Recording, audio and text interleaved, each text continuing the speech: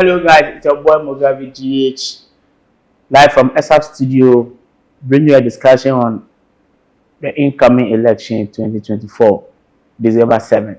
And I'm here with someone you already know. You know the face already. So I call him Mr. Bright, the largest and super fantastic economist that we have in our generation. So he's here with me to, go into this discussion. So Mr. Bright, you are welcome. Thanks for having me. I'm glad to be here this evening as well. Thank you so much. Beautiful. So straight we move to our discussion. You know, recently I came out and I spoke about the Goa Party, that's the GFP party. And then I did promise you guys to come on any updates that I found close to or related to a Goa issue. And today I'm here to give you what is going on, which some of you will take it as a bad news and some other people too will take it as a good news, because maybe I'm supporting a different party and you're also supporting a different party. So we'll take it on different feelings on the ground. But quick for we move. You know, the time that the time we lost Exhubgh, this is what happened. Per the Constitution of Ghana, the EC has given the GFP party 10 days to elect somebody, and then they are able to go abide by the laws of the EC, and then they were able to elect somebody on the 4th of on the 4th of November. They were able to elect somebody. Then on the 5th, their national organizer came out to say they are withdrawing from the election. Then this was like I was observing it, but today I have to come out. The news that came out, I wasn't happy. So that is why I'm here with Mr. Bright, and then we delve into it. So Mr. Bright, this is some few issues on the ground. You know, recently Exhubgh issue about his death, and then issues concerning his party. People were like, will the party continue to go into the election and a whole lot? And they were happy that the EC has given them an opportunity to be able to bring somebody or appoint somebody in place of Exhubgh, which they did. And later they have another counter news. So people were like, oh Charlie, maybe that organizer don't want the success of how do you call him, the running mate, that is Philip Apiakubi. So people thought, oh, maybe it will not end or because the general secretary have signed already. Now the EC is out saying they have disqualified Apiakubi for being the #1 candidate for the GFP party. What do you have to say about that? About the disqualification?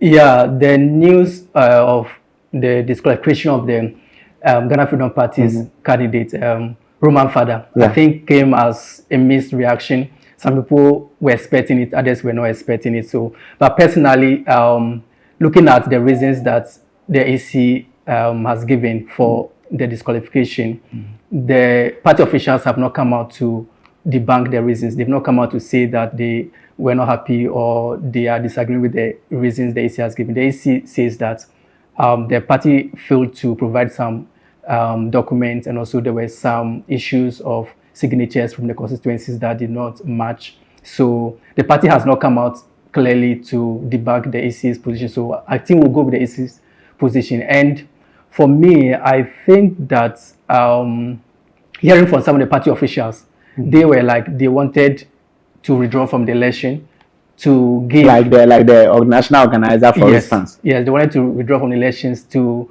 do it as an honor for Exhubgh, for being the founder of the party, just in an honor for her. They wanted to withdraw completely from the elections. But others in the party as well, there are some people in the party too who were of the view that the party should withdraw so that it will serve as an honor for Exhubgh, their founder, who has passed away tragically. So I think that the news is a mixed one, and I think we have to take it in good faith and move on. You think so? Yes. You can't take this in good faith, because what I'm thinking of is, you see, on what the issue happened, they have given chances from the EC he said you give them 10 days to produce somebody.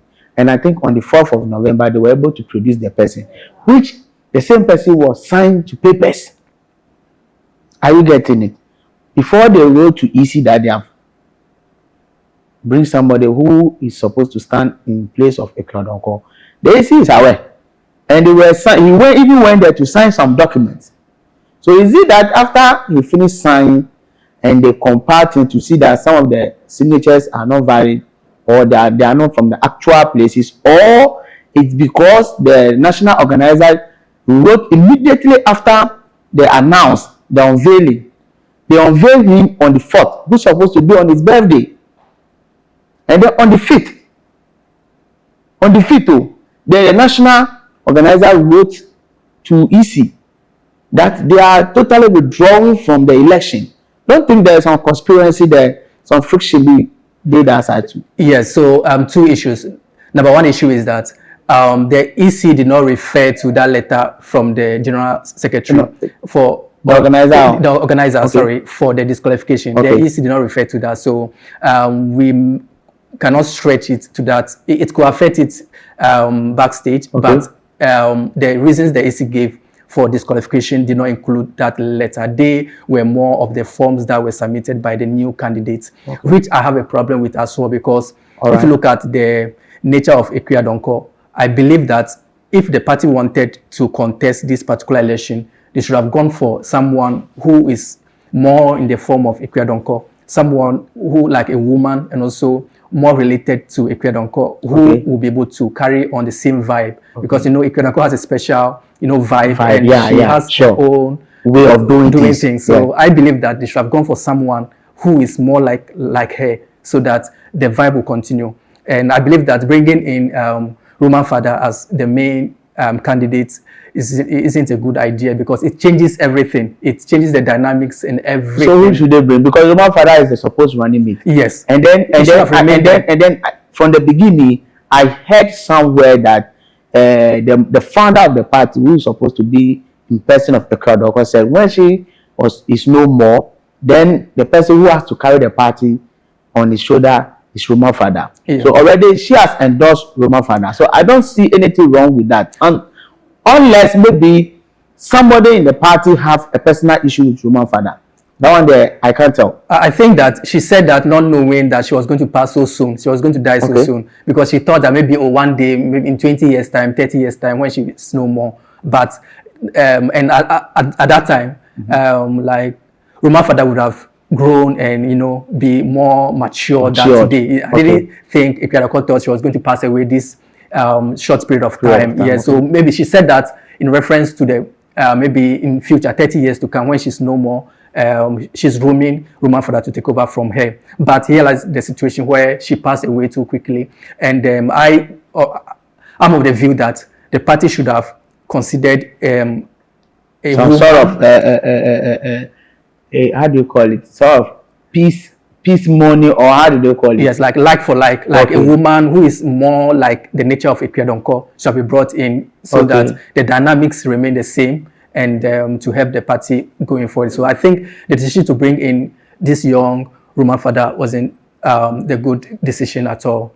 And I think the EC decision, I don't want to agree or disagree with the EC. At the end of the day, they are running behind time. The election is in like 4 weeks' time, and they have to print the ballot papers. So they don't want anything to hold them back. So that's why they brought a decision that they must move forward. But I come to think of it, don't you think it's going to have a negative effect on our ballot paper?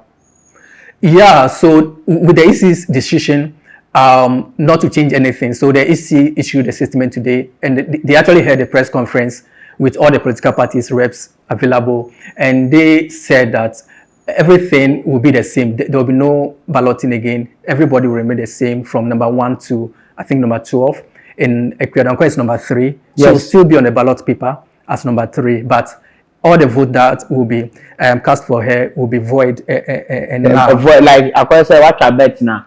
During the game, they were having interruptions and other things. They can't continue the match again, so they void it. But at the end of the day, when the bet plays, all the games plays, you win. Yeah. That's what I want to do. But I think that's going to be a cheat on other parties, because for instance, if Ekadoko is taken out totally, then I think when I'm going to vote, I know I'm going to vote for maybe the next party. That is the one follow up to Ekadoko on the 4th.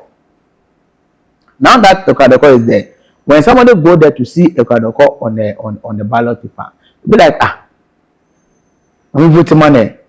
But the person is not. That vote would have gone to maybe in favor of somebody who will be able to win and then become the president of Ghana in 2024. Yeah, I think it will create some issues. Number one, some people will vote for her, or even though she's not alive, some people will vote for her just as sympathy vote. Say, oh, Ikonoka has passed away, let me just vote for her. Okay. Some people will also vote for her as a way of displaying their displeasure for all the political parties that are currently running, just to, you know, just to demonstrate their displeasure. So they'll go ahead and vote for her. And all those votes, I don't know how the EC is going to make them void, whether they're going to be part of the total percentage or because it's something serious. Yeah, and in an unlikely event that people vote for Ikonoka and she wins the election, what will you do? Yes, you see, it's not possible looking at, but we are anything is possible now. And anything can happen. If she wins, in the unlikely event that she wins, we'll have a very difficult situation on our hands. So in that case, I'm thinking in other hands that since they knew very well that Roman father will not qualify or will not meet the standard that they want, because I think before somebody comes out to pick a form or to stand in for somebody, assessment. So if you look at the person and right now this person is not qualified, because at least before he became the vice, some of these things, it has gone through some procedures. So going through those procedures, I think the EC should be able to identify some critical issues that are, okay, this person is not certified or is not, qualified enough to become the candidate. But they have given them another 10 days where they thinking they will pick somebody different than Roma Father. Yeah, so like for the EC, they usually do not have a say as to who you pick. So for them, they have done their mandated obligation to give the parties or in this case GFP, the opportunity to present a new candidate, which they have done their part. So it was led for the party to make sure that they present a very suitable candidate who will meet all the requirements per the constitution and also the CI that they are using for this election. And I think the party failed to do that per the EC's press conference today. Okay. The party failed to live up to that expectation. So they have been disqualified, but still will show up on the ballot paper. So it's going to be an interesting election this December. Hey, bring me up here, I'm not from you. And I will see you better. You see, in Ghana, we were here some years back when we had this serious musician, Ebony. Let me make a reference to that, Ebony. Ebony Reyes was a serious artist in Ghana, but we didn't take her serious until her death. Then we awarded to be the artist of the year. So I was thinking, since this happened to, people can give a sympathy vote, like you said earlier. Then, likely enough, Akubi can become the president of Ghana. Then that seal the funeral. If the government like they shouldn't raise any fund for the funeral, because winning the election alone will make the people or the family also happy, because she have invested a lot financially. Now, before she picks the form, I think she have paid for registrations and other stuff. Will that money be reversed to the party? No, unfortunately, the money will not be refunded to her or the political parties. But I also need to mention that we need to give Ekadoko some credit for her participation in the in Ghana's political landscape, because it is not easy to be involved in politics in Ghana. The political terrain in Ghana is a very rough and tough one, and to have someone like Ekadoko put herself out there to be considered as a candidate, I think is a very positive thing, and she brought a different dimension to our politics. You know, she's not all that formally educated, but she was able to rub shoulders with very experienced politicians and also did her part. But on the issue of refund, the money will not be refunded to them. It will be taken as a lost investment. So all these calculations have to be done even before you contest for the elections. You know that all the money you are investing into the elections, it can go north or south, and at the end of the day, like however it goes, you take it in good faith. So I think the political parties know very well that there'll be no refund, and all the money they've invested has gone waste now.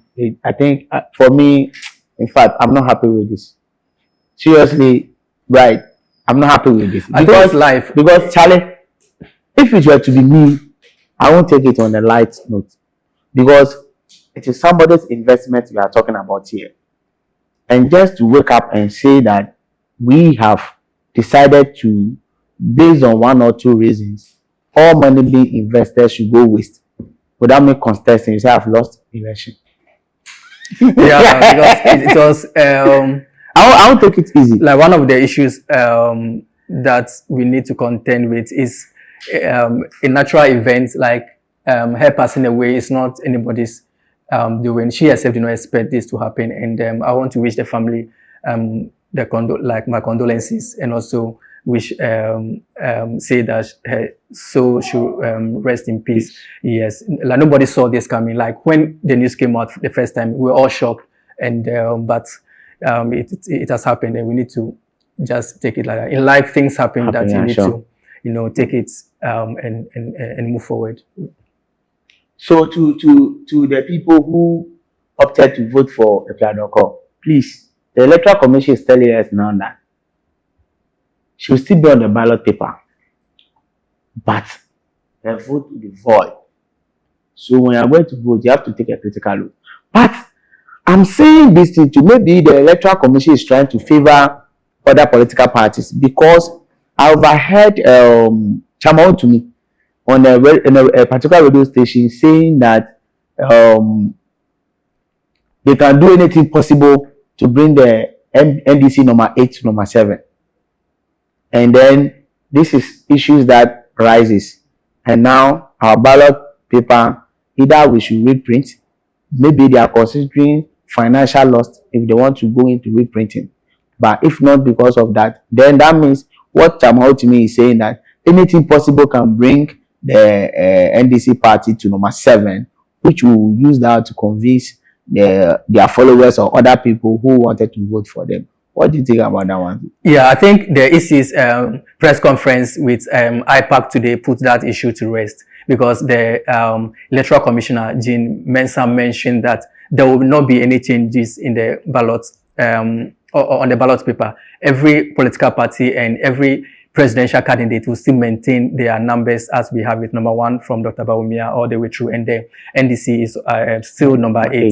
So with the passing of Exhubgh, there will be no changes on the ballot paper. So I think that puts the issue of what Chamawuntimi said, that they could change things on the ballot paper. I think it puts that issue to rest. There will be no changes, and I would say that is more of like an empty boast. Empty boast. Yeah. Okay, that's a quick one on the GFP party. It's a sad news. If they are lost, it's because they are not able to, provide a competent person to stand for them. At least this should set as a critical example to any other person who want to stand or who want to file himself for a presidential election. You should know those things, because if you should be aware that if I do this, it's going to worry me. Why do I do it? If maybe somebody has given you money to do certain so that tomorrow, what will you benefit again? You have lost your credibility. You understand? So it's like, I could be you failed us, but Charlie, it's not your fault. Now, quick one. Recently, we were having issues concerning issues on so many issues on our parliament, which Kufuor came to speak about it concerning the 4-seat vacant that the Abambari have declared at the parliament there. Now, I wanted to talk about those issues, but because the issue is still pending at the court, you can't say anything. But today that they have, the court has made their decision on that issue, I think we have to say something about it. So I want to put that on. What's your take on that? Because it looked like for the past 2-3 weeks ago, our parliament has, or a month ago, our parliament has divided, fighting of minority, majority, and this issue has to go to court, blah, blah, blah, blah, blah. But today we have our final verdict on it. So what's your take on that issue as well? Yeah, I think this issue has brought about a lot of division in Ghana, with lawyers having different opinions, and as usual, lawyers will always disagree Sure. on issues I agree. depending on which side of the aisle you stand on. So I think that this democracy that we have now, we must do everything we can in our capacity to protect the democracy. That's why the Constitution, the 1992 Constitution, has made it very clear that there are three arms of government, and these three arms of government are separate and they are all autonomous. Like, no arm of government controls the other, but we have checks and balances to make sure that they all work together to give Ghana the democracy that we are all working for. So I believe that this impasse is a very avoidable one. Okay. I believe that there should have been a political solution to this issue rather than seeking the interpretation from the Supreme Court. I believe what should have been done was that when Speaker Bagben came out with his ruling on this issue, I believe that Apenyo Makins and also the Atufosin, they should have gone into meetings, call in other elderly people in the country, and sit down to judge advice. Yeah, and seek advice and see that, okay, this is the issue at stake, and go to the Speaker and see that, okay, we have like less than a month to go for the elections. We have this business to undertake. Let's make sure that we come together and find a common ground. You lose on some issues, you gain on some issues, so that all the two major political parties, both the NDC and the NPP, can come together. You lose here, you gain here, and agree on the issues and move forward. But running to the Supreme Court for interpretation, I thought that was a very big mistake, because it has set a lot of things backwards. Sure. Like Parliament has to be on suspension indefinitely, and even when they were recalled, the meeting couldn't hold because the MPP side did not come to the chamber. They claimed that it was because of their seats, but news we've also heard was that day they couldn't marshal the numbers that they needed to do anything in the house. That's why they didn't come inside the house. They couldn't bring out all their 137 members. So, but one thing I also think is that whether you are majority or minority in this parliament is not that important, because both the NDC and NPP have 137 members with one independent member. So even if you call yourself the majority, and at the end of the day, if there is an issue on the ground and needs to be dealt with, you need the numbers to be able to take the decision. So if you don't have, even if you are the majority and are not able to bring your members to parliament to come and vote on issues for you, you still lose on issues. Exactly. So the focus should more be on getting your members to come to parliament to make decisions, rather than just fighting over who is the majority, who is the minority, like kids fighting over petty issues and things like that. But one question to that is beating my imagination. I was like, I want to ask you, what are the importance or the benefits of being, or what are they getting from being a majority leader? That issue has to be something that the whole parliament should sit and be fighting on, and nobody wants to agree to that. Is there anything important that they are gaining from being a majority leader?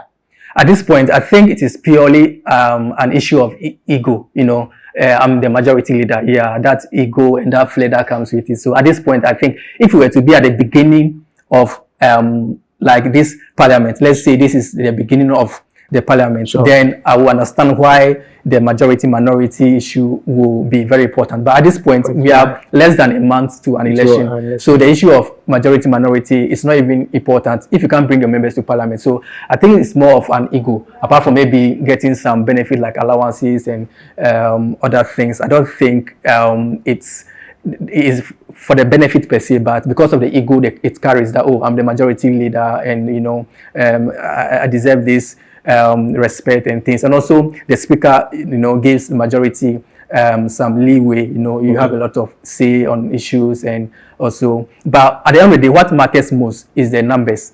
The numbers. If you're able to bring your members to the floor to vote when they are taking decisions, then you win. But even if you're a majority and there is time to take decision, you don't have your members on the floor of parliament, you still lose on issues. Okay. So come to think of it, the court has now made their decision on things to stay calm, humble at the parliament. And do you think the court have did justice to the issue that was going on in the parliament?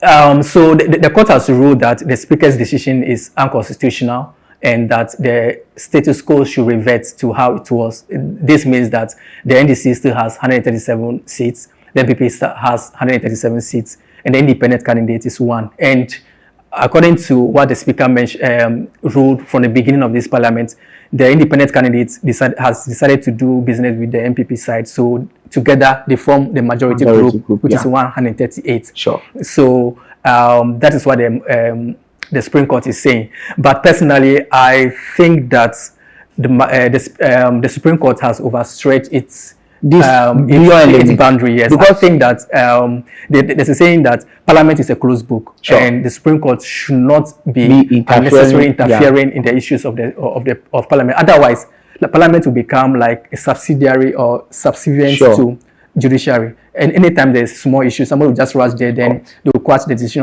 of Parliament. So it is not good for our democracy that anything that happens in Parliament goes to Supreme Court. Supreme Court says no, you don't have to do it. No. If there's an issue in Parliament, parliamentarians and leadership should sit down, find their own solutions and solve it among themselves. Because once you keep going to the Supreme Court, you are subjugating Parliament, you are demeaning Parliament. Instead of it being an equal arm of government, you are making it a lower arm of government, sure, that is being dictated to always by the Supreme Court, which is not a good thing for our democracy. Okay.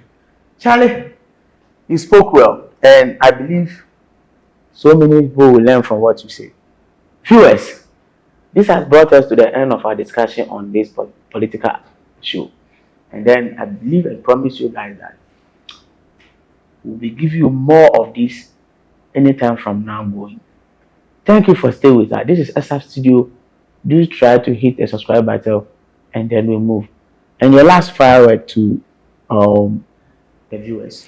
Yeah, I think I will entreat all parliamentarians to, at this point in time, come together. Ghanaians wanted this parliament to work together in the interest of Ghanaians. Sure. That's why they've given each political party equal numbers. So it is my humble opinion that the leadership of Parliament should come together and work together in the interest of Ghana, put Ghana first, and make sure that at the end of the day, they take decisions that makes the lives of the ordinary Ghanaian easy and simple. So I think the Parliament will go according to this. I think they will make good decisions for Ghanaians as well. So thank you very much. Thank you too, bro. Charlie, welcome. Yeah, viewers, that's my man there. So we'll come back to you. Stay safe and keep watching Exhubgh Studio. We give you the best vibe in the politics. Thank you.